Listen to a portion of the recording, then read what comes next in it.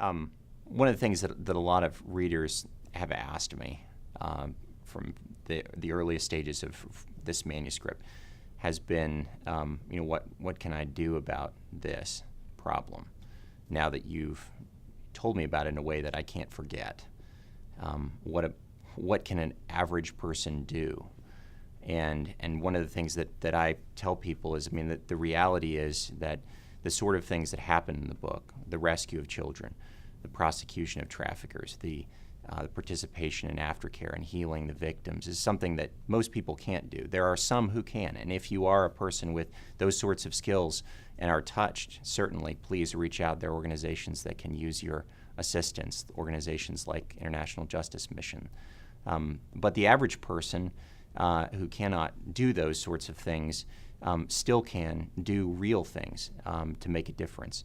One is to use your voice. The reality is that governments all over the world, here in the United States and in other countries, from the national government all the way down to the local governments, need to become more aware and more engaged in fighting this problem, from things like funding, which is way too low, even in the United States, surprisingly. A lot of rhetoric, a lot less funding for initiatives, to legislation in a lot of countries that needs to improve, to increase the fines, increase the penalties for trafficking and exploiting human beings.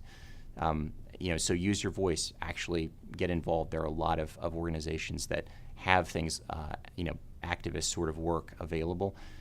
One of the other things that I always encourage people to do is to give. Their reality is that money can make a difference where there is infrastructure already in place to make a difference.